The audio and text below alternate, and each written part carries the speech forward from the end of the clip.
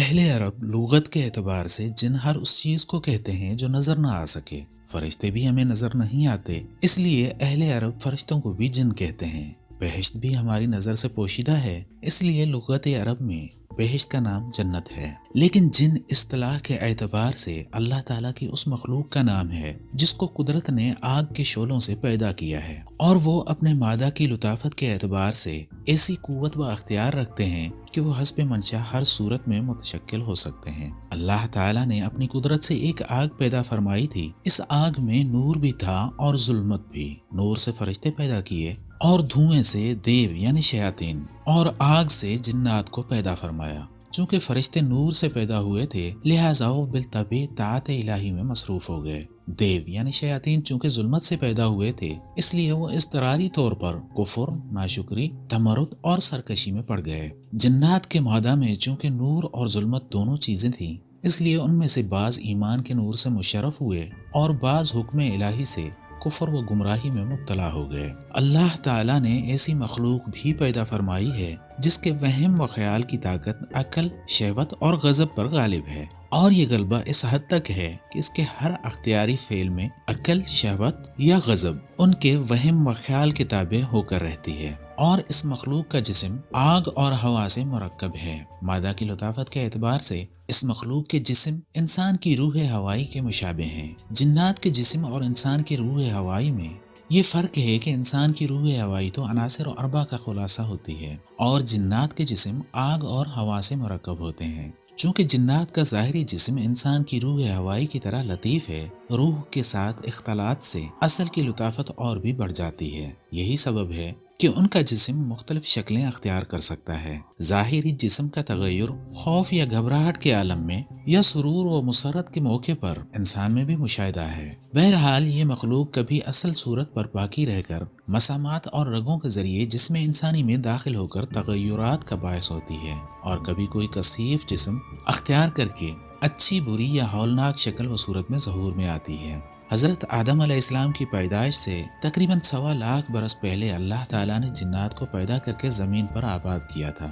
دنیا میں جنوں کی نسل کی بود و باش کے لیے جگہ نہ رہی تو حق تعالیٰ شانہ نے کچھ جنات کو ہوا میں رہنے کے لیے جگہ عطا فرمائی اور کچھ جنات پہلے آسمان پر رہنے لگے۔ جنات کی افزائش نسل کا یہ عالم تھا کہ ایک حمل سے ایک لڑکا ایک لڑکی پیدا ہوتی تھی۔ جب ان لوگوں کی تعداد 70,000 ہو گئی اور بیاہ شادی کا سلسلہ جاری رہا تو پھر ان کی اولاد کا کوئی حد و حساب نہ رہا۔ ابلیس نے بھی بنو لجان کی ایک لڑکی سے شادی کر لی، اس کے بھی بہت سی اولاد پیدا ہوئی۔ جب جن اور جان کی نسل کے لیے دنیا میں رہنے کے لیے جگہ نہ رہی تو اللہ تعالیٰ نے جان کو تو ہوا میں رہنے کے لیے مقام عطا فرمایا اور ابلیس اور اس کی اولاد کو پہلے آسمان میں رہائش کے لیے جگہ دی، اور ان دونوں کو اپنی طاعت و عبادت کا حکم بھی دیا۔ اب چونکہ زمین خالی ہو چکی تھی، زمین پر خدا کا کوئی ذکر کرنے والا نہ رہا تھا، تو آسمان اپنی بلندی اور رہنے والوں کی نسبت زمین پر فخر کرنے لگا۔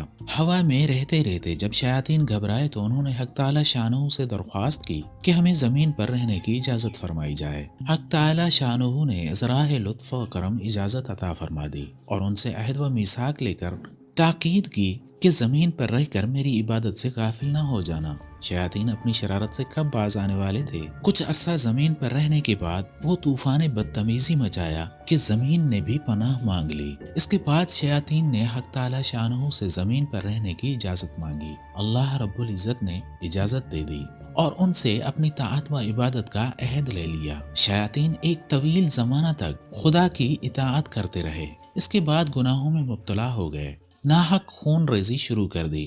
زمین نے جنات کی شرانگیزی سے پناہ مانگتے ہوئے حق تعالیٰ شانہ سے فریاد کی، الہ العالمین، بہتر تو یہی تھا کہ آپ شیاطین کو میری پشت پر آباد نہ کرتے۔ زمین کی یہ فریاد اور نالہ وزاری سن کر حق تعالیٰ شانہ نے زمین کو تسلی دی کہ میں ان شریروں کی ہدایت کے لیے اپنے رسولوں کو بھیجوں گا۔ چنانچہ حق تعالیٰ شانہ نے جنات کی ہدایت کے لیے 800 رسول بھیجے، مگر جنات نے کسی ایک رسول کی بھی صحیح طور پر اطاعت نہ کی۔ حضرت کعب احبار رضی اللہ عنہ فرماتے ہیں کہ اللہ تعالیٰ نے جنات میں سے سب سے پہلے جس نبی کو ہدایت کے لیے بھیجا تھا ان کا نام عامر بن عمیر بن الجان تھا۔ جنات نے ان کو قتل کر دیا۔ ان کے بعد سائق بن مائک بن مارد بن الجان کو مبعوث فرمایا، وہ بھی جنات کے ہاتھوں شہید ہو گئے۔ جنوں کی سرکشی اور بدکرداری کو دیکھتے ہوئے حق تعالی شانہ نے 800 نبی 800 سال میں بھیجے۔ ہر سال ایک نبی آتا رہا اور جنات اس کو قتل کرتے رہے۔ جس وقت زمین پر جنات کی آبادی بڑھ گئی، حق تعالی شانہ نے ان کو اپنی عبادت کا حکم دیا۔ جنات حکم الہی میں کمر بستہ رہے۔ جس وقت جنات کو دنیا میں آباد ہوئے 36,000 سال گزر گئے تو کفر اختیار کر کے مورد عذاب الہی بنے۔ حق تعالی شانہ نے تمام متکبروں کو ہلاک کر دیا اور باقی ماندہ نیک بخت جنات میں سے ایک کو حاکم بنا کر نئی شریعت عطا فرمائی۔ دوسرا دور یعنی مزید 36,000 سال پورے ہونے کے بعد پھر گمراہی اور نافرمانی اختیار کی۔ اس بار بھی عذاب الہی نے ان کو ٹھکانے لگا دیا۔ جو جنات بچ رہے ان میں سے پھر ایک کو حق تعالی شانہ نے ان کا حاکم بنایا۔ دوسرا دور ختم ہوتے ہی پھر فتنہ و فساد کا دور شروع ہو گیا۔ حق تعالی کا غضب نازل ہو گیا، نافرمان جنات ہلاک کر دیے گئے۔ باقی ماندہ نیک جنات میں سے پھر حق تعالی شانہ نے ان کی اصلاح کے لیے ایک جن کو مقرر فرمایا۔ جب تک وہ زندہ رہا جنات کو دعوت و تبلیغ کرتا رہا۔ اس کی وفات کے بعد جب جنات میں کوئی نیک باقی نہ رہا، زمین پر شریر جنات کے سوا کسی نیک جن کا وجود باقی نہ رہا، تو حق تعالی شانہ نے فرشتوں کی فوج بھیج کر اشرار جنات کا قتل عام کر دیا۔ بے شمار جنات ہلاک ہو گئے۔ جو بچ گئے وہ پہاڑوں اور غاروں میں جا کر چھپ گئے۔